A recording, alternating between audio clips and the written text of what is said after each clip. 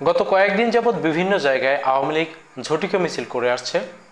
বর্তমানে রাজনীতিতে এটা একটা গুরুত্বপূর্ণ আলোচনা হয়ে দাঁড়িয়েছে। আওয়ামী লীগের এই ঝটিকা মিছিল সরকার কিভাবে নিয়ন্ত্রণ করবে বা আওয়ামী লীগ এই দুঃসাহস কোথায় পাচ্ছে সেটা নিয়ে, এবং এটা নিয়ে নানা ধরনের প্রশ্নের জন্ম দিচ্ছে। এমনই এক প্রশ্নের সম্মুখীন হয়েছেন আমাদের স্বরাষ্ট্র উপদেষ্টা lieutenant general of Jahangir Alam.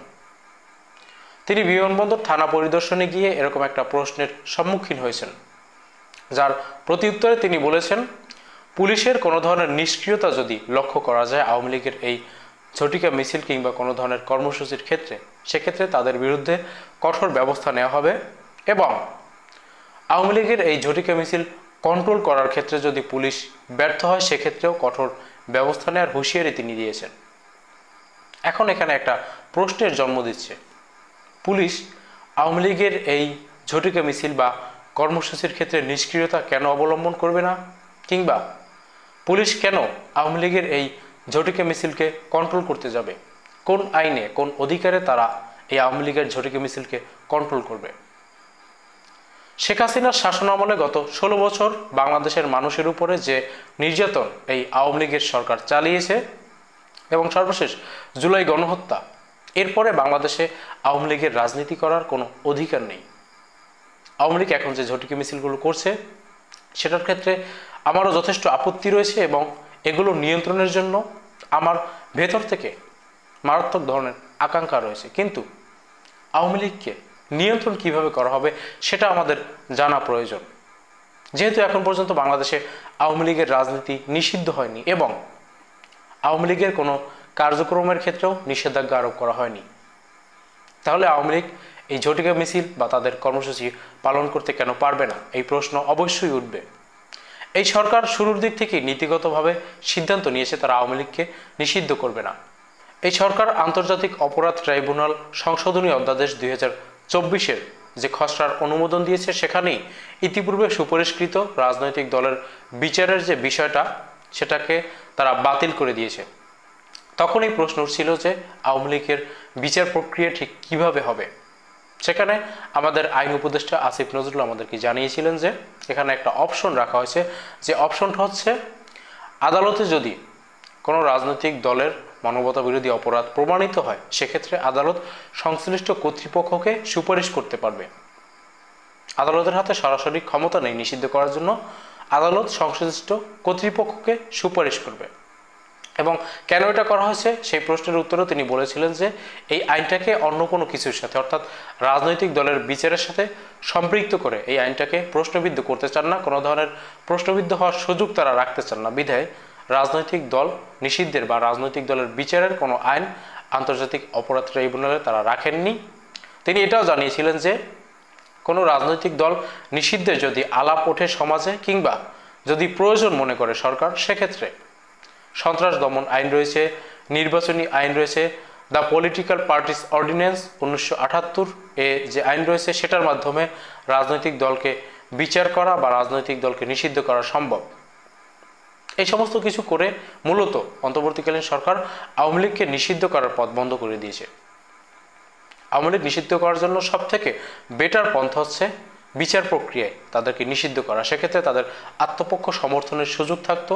সারা পৃথিবীতে দৃষ্টান্ত উপস্থাপন করার জন্য এটাই সবথেকে ভালো মোক্ষম সুযোগ ছিল, কিন্তু সেটাকে এই সরকার শুরুর দিকেই বাদ দিয়ে দিয়েছে। এখন এই আওয়ামী লীগকে যদি নিষিদ্ধ করতে হয়, তাহলে সন্ত্রাস দমন আইনে ছাত্রলীগকে যেভাবে নিষিদ্ধ করা হয়েছে, বা ইতিপূর্বে জামাত ইসলামী এবং ছাত্র শিবিরকে আওয়ামী লীগ যেভাবে নিষিদ্ধ করেছিল সেভাবে নিষিদ্ধ করতে হবে। আসলে এটা একটা রাজনৈতিক দলের ক্ষেত্রে ন্যায্যতা নয়। ছাত্রলীগকে নিষিদ্ধ করা হয়েছে সেটা আলাদা একটা বিষয়। ছাত্রলীগ কিন্তু সরাসরি একটা রাজনৈতিক দল নয়, তারা একটা ছাত্র সংগঠন। আমাদের দেশে সংবিধান অনুযায়ী কোনো রাজনৈতিক দলের ছাত্র সংগঠন থাকতে পারবে না। বিধায় আমাদের কোনো রাজনৈতিক দলগুলো ছাত্র সংগঠনগুলোকে অঙ্গ সংগঠন হিসেবে স্বীকৃতি দেয়নি, কিন্তু সহযোগী সংগঠন হিসেবে ছাত্র সংগঠনগুলোই এই রাজনৈতিক দলগুলোর সাথে সম্পৃক্ত। যাই হোক, ছাত্রলীগ একটা ছাত্র সংগঠন, তারা ভোটের মাঠে নির্বাচনী রাজনীতি করবে সে ধরনের রাজনৈতিক দল নয়। বিধায় তাদেরকে সন্ত্রাস দমন আইনে নিষিদ্ধ করা যতটা সহজ ছিল, আওয়ামী লীগকে নিষিদ্ধ করা ততটা সহজ নয়, বা সেটা সহি হবে না। তাহলে আওয়ামী লীগ তাদের সভা সমাবেশ কর্মসূচি কেন পালন করতে পারবে না?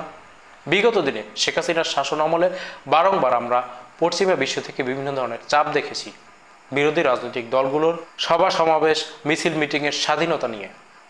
আওয়ামী লীগ ঠিক একই কারণে মাঠে নামছে।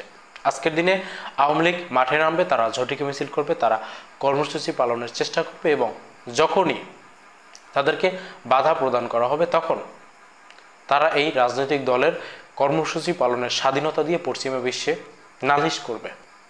এবং একটা বিষয় কিন্তু আমরা খেয়াল করেছি, অন্তর্বর্তীকালীন সরকারের এই সময়টাতেও কিন্তু পশ্চিমা বিশ্ব এই বিষয়ে চাপ দিয়েছে। যে কোনো রাজনৈতিক দলের মত প্রকাশের স্বাধীনতা, রাজনৈতিক দলের রাজনৈতিক কর্মসূচি করার স্বাধীনতার ক্ষেত্রে তারা যথাযথ দৃষ্টি রাখছে বাংলাদেশের দিকে। এই অবস্থায় পুলিশ বা সরকারি কোনো বাহিনী আওয়ামী লীগের রাজনৈতিক কার্যক্রম বন্ধ করার জন্য ঠিক কী প্রক্রিয়া অবলম্বন করবে সেই প্রশ্ন আমাদের অবশ্যই রাখতে হবে। আমরা আওয়ামী লীগের কোনো কার্যক্রমকে সমর্থন করি না, কিন্তু আইনসিদ্ধভাবে আওয়ামী লীগকে ট্যাকেল করতে হবে। বিগত দিনে বিরোধী রাজনৈতিক দলগুলোর সভা সমাবেশ পণ্ড করার জন্য আওয়ামী লীগ তাদের ছাত্র সংগঠন ছাত্রলীগকে, যুবলীগকে মাঠে রেখেছে, কেননা তারা পশ্চিমা বিশ্ব সহ সারা পৃথিবীকে জবাব দিয়েছে যে সরকার কোনো ধরনের বাধা প্রদান করছে না।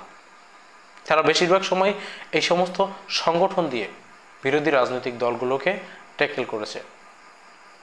অন্তর্বর্তীকালীন সরকারের সময় যদি আমরা এই আওয়ামী লীগ বিরোধী যারা রয়েছে তারা আওয়ামী লীগের কর্মসূচিকে ট্যাকেল করতে যাই, তাহলে আওয়ামী লীগের মধ্যে এবং আমাদের মধ্যে পার্থক্য কী রইল?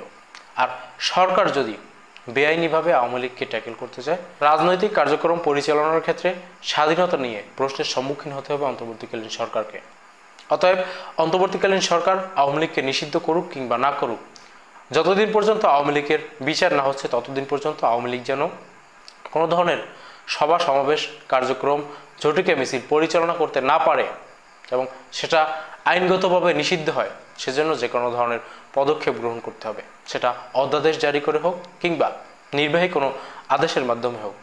এর বাইরে গিয়ে আওয়ামী লীগ কোথাও ঝটিকা মিছিল করলো আর সেখানে পুলিশ গিয়ে প্রতিহত করলো, সেটা কোনোভাবেই সুষ্ঠু গণতান্ত্রিক রাজনৈতিক প্রতিচ্ছবি হবে না এবং এটা নিয়ে সারা পৃথিবী আমাদের দিকে আঙুল তুলবে। আওয়ামী লীগ এই সুযোগটা নেওয়ার চেষ্টা করছে। এ কারণেই আওয়ামী লীগ অল্প কিছু লোকজন নিয়ে হলেও তারা বিভিন্ন ধরনের কর্মসূচি পালনের চেষ্টা করছে। তারা তাদের রাজনৈতিক অধিকারের ক্ষেত্রে হস্তক্ষেপ করা হচ্ছে এটা প্রমাণ করতে চাইছে। অন্তর্বর্তীকালীন সরকার আওয়ামী লীগকে এই সুযোগটা যেন না দেয়। আওয়ামী লীগের কর্মসূচি, আওয়ামী লীগের ঝটিকা মিছিল অবশ্যই নিষিদ্ধ হবে এবং সেই অনুযায়ী প্রশাসন তাদের বিরুদ্ধে ব্যবস্থা নেবে, এটাই আমাদের চাওয়া থাকবে।